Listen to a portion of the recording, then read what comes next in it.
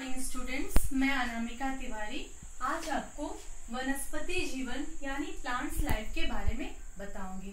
बच्चों, क्या आप जानते हैं कि वनस्पति हमारे मित्र होते हैं। कैसे? वो हमें खाद्य पदार्थ के अलावा जीवन यापन की अन्य वस्तुएं भी प्रदान करते हैं। इसके साथ साथ वे हमें छाया देते हैं और वो भी हमारी तरह सजीव होते हैं। कैसे? क्योंकि उन्हें भी जीवित रहने के लिए जल और अन्य खनिज पदार्थ की आवश्यकता होती है और उनमें भी हमारी तरह विकसित और वृद्धि होने की योग्यता होती है। ठीक है, अब आगे हम काइंड्स ऑफ प्लांट्स यानी वनस्पतियों के प्रकार के बारे में जानेंगे।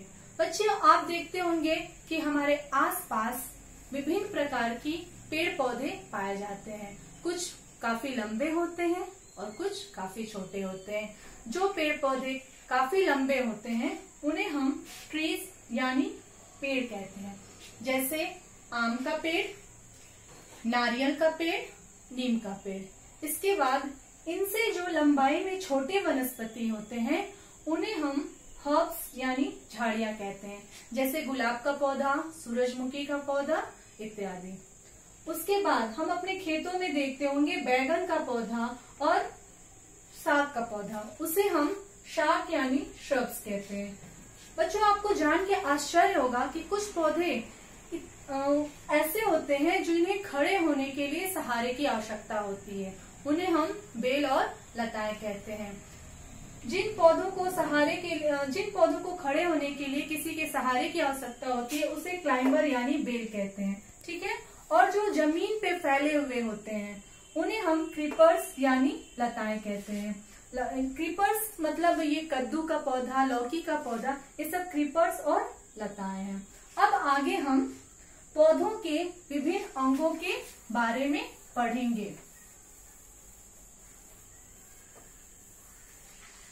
पौधों के अंग, पहला एक एक करके हम जानेंगे। जड़। ठीक है, जो पौधों का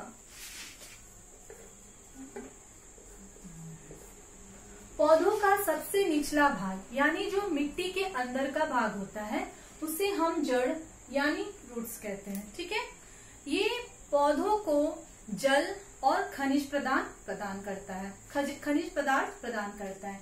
इसके बाद हम अगला अंग तना यानी ब्रांच के बारे में जानेंगे।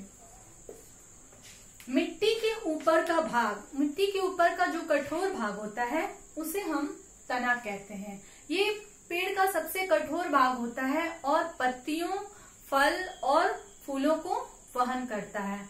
ठीक है, इसके बाद क्या आप बताएंगे कि पौधे का तने का कौन सा ऐसा भाग है जो भोजन बनाने में सहायता करता है?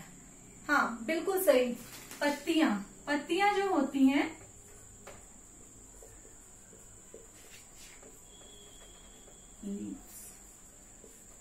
भोजन बनाने में सहायता करती हैं और ये अधिकतर हम देखते हैं हरे रंग की होती हैं। क्या आप बताएंगे पत्तियों का हरा रंग किस वजह से होता है? हाँ, पत्तियों का हरा रंग जो होता है क्लोरोफिल की वजह से होता है। ठीक है, अब हम पौधों का सबसे आकर्षक अंग जिसे फूल कहते हैं उसके बारे में जानेंगे। ये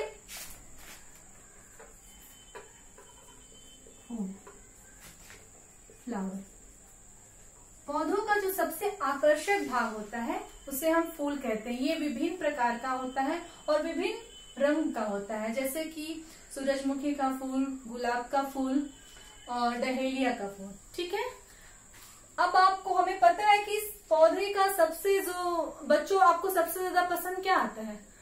फल। जी, पौधों का सबसे जो रसेदार भाग होता है उसे हम फल कहते हैं।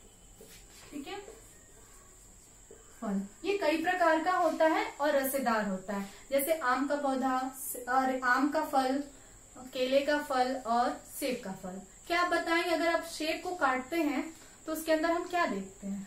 हम उसके अंदर छोटे छोटे भूरे रंग की बीज देखते हैं। ठीक है, आपको पता है इसी बीज को जब हम मिट्टी में डालते हैं तो ये एक नए पौधों को जन्म देता है। ठीक है, अब आगे हम पौधों की उपयोगिता के बारे में जानेंगे। आप जानते होंगे कि पौधों से हमें खाद्य पदार्थ, खाने की वस्तुएं तो मिलती हैं, इसके साथ साथ हमें क्या मिलता है? इसके साथ साथ पौधों से हमें लकड़ी प्राप्त होती है। कई जगह पे हमें लकड़ी का ही घर देखने को मिलता है। और पौधे से हमें विभिन्न प्रकार की दवाएं, जैसे नीम के पौधे से और तुलसी के पौधे से हम विभिन्न प्रकार की दवाइयां प्राप्त होती है। और इसके साथ हमें तेल भी पौधों से प्राप्त हो जाता है, जैसे सूरजमुखी, मूंगफली, इनसे हमें तेल प्राप्त होता है। और रबड़ भी हमें तेल से प्राप्त होता है। ठीक है, तो आज हमने क्या पढ़ा? आज हमने जाना कि पौधे भी हमारी तरह सजीव होते हैं और ये कई प्रकार के होते हैं, कुछ बड़े कुछ छोटे, और इनसे हमें खाद्य पदार्थों के अलावा तेल, इत्र, दवाइयां और लकड़ी आदि प्राप्त होते हैं। ठीक है, थैंक यू।